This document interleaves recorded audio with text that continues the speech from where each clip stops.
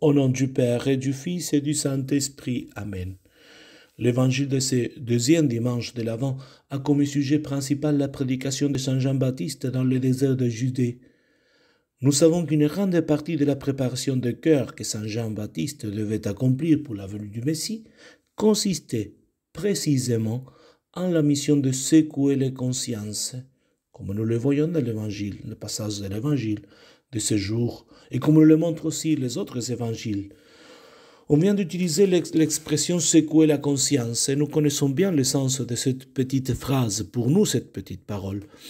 En effet, nous utilisons beaucoup le mot « conscience ». Nous disons par exemple « examen de conscience », mais aussi des expressions telles que « agir avec pleine conscience », sans avoir conscience, décharger sa conscience, respecter la liberté de conscience, peser sur sa conscience. Alors, nous devrions nous poser tout d'abord la question, qu'est-ce que la conscience? Le Concile Vatican II, dans la Gaudium et Spes, numéro 16, a défini la conscience comme le centre le plus secret de l'homme, le sanctuaire, où il est seul avec Dieu, où la voix de Dieu se fait entendre, le lieu où la voix de Dieu se fait entendre. Nous donnons le nom de conscience, en effet, à certains actes accomplis par notre intelligence. C'est par notre intelligence que nous connaissons la réalité, la nature d'une chose, savoir ce qui est, l'utilité, à quoi elle sert, l'origine, d'où elle vient. Alors, lorsque cette chose que notre intelligence connaît sont nos propres actions, lorsque notre intelligence connaît nos propres actions, nos actes, autrement dit, lorsque notre raison nous dicte ce que nous sommes en train de faire, nous dit ce que nous avons fait ou ce que nous ferons, elle nous donne toujours une signification, en même temps qu'elle montre aussi la bonté, la malice d'une action, c'est-à-dire elle nous donne la valeur d'une chose, d'une action. À ce jugement donc de l'intelligence, nous lui donnons le nom de conscience. La conscience, conclut le Concile Vatican II, l'intelligence, lorsqu'elle découvre cette loi que Dieu a inscrite dans le cœur de l'homme, c'est-à-dire une loi que l'homme n'a pas créée, mais à laquelle il doit obéir. La conscience accomplit trois fonctions dans notre âme. Elle est d'abord un témoin de ce que nous faisons, de sa bonté ou de sa malice. Elle est un juge, elle approuve ce qui est bien et condamne lorsque nous faisons le mal, et là nous parlons le poids de conscience par exemple. Elle est aussi pédagogue, éducatrice. Notre conscience découvre et nous indique le chemin à agir de façon honnête.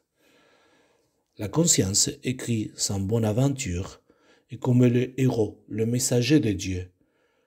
Ce qu'elle dit, elle ne le prescrit pas d'elle-même, mais elle le prescrit comme venant de Dieu, à la manière d'un héros. Lorsqu'il proclame l'édit du roi, il en résulte que la conscience a le pouvoir d'obliger. Et de cela, Saint Jean-Baptiste en est une très bonne image.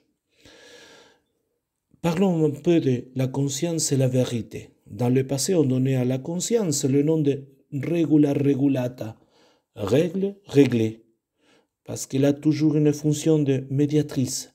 Elle guide nos actes, mais à condition qu'elle soit guidée, à condition qu'elle soit guidée par quelque chose de plus haut, de supérieur, que nous appelons précisément vérité. Notre conscience doit donc se conformer à la vérité. Et la vérité, comme nous le savons, se contient en Dieu.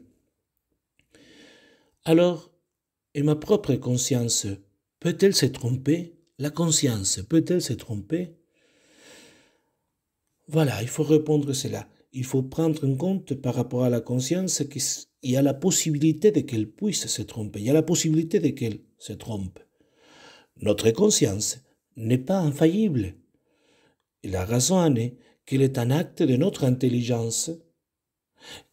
Notre intelligence est créée, faillible, blessée par le péché et influençable,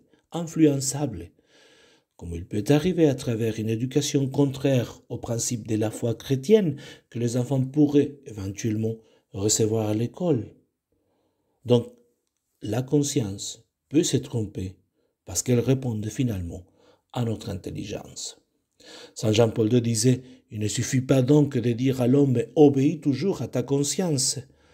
Il est nécessaire d'ajouter immédiatement, disait le Saint-Pape, « demande-toi si ta conscience dit le vrai ou le faux, et cherche, sans te lasser, à connaître la vérité. » Non seulement obéir à la conscience, mais chercher la vérité pour voir et pour savoir si la conscience dit le vrai ou le faux. Finalement, comment pouvons-nous éduquer notre conscience? Nous avons dit que nous avons l'obligation d'éduquer notre conscience, de la former, afin que nos jugements soient toujours vrais. Essentiellement, il s'agit de deux aspects. Premièrement, il est nécessaire de vivre de façon vertueuse, chercher la vertu. Cela nous éloigne du péché, qui peut finalement tromper notre conscience. Donc, chercher une vie vertueuse. Deuxièmement, illuminer notre conscience sur le bien et sur la vérité. Chercher la vérité, disait le pape. Ce qui se réalise à travers la foi, la parole de Dieu, l'enseignement authentique de l'Église, le magistère 2 fois millénaire. Le pape Jean-Paul II disait aux évêques de France, les pasteurs doivent former les consciences, appelant bon ce qui est bon et mauvais ce qui est mauvais. Et cela vaut pour tous les chrétiens. Demandons la grâce à Saint Jean-Baptiste et à la très sainte Vierge Marie de toujours garder pure notre conscience, recherchant la vérité, la grâce d'éveiller à nous cette intelligence du cœur qui nous prépare à accueillir notre Seigneur le jour de Noël. Au nom du Père et du Fils et du Saint-Esprit. Amen.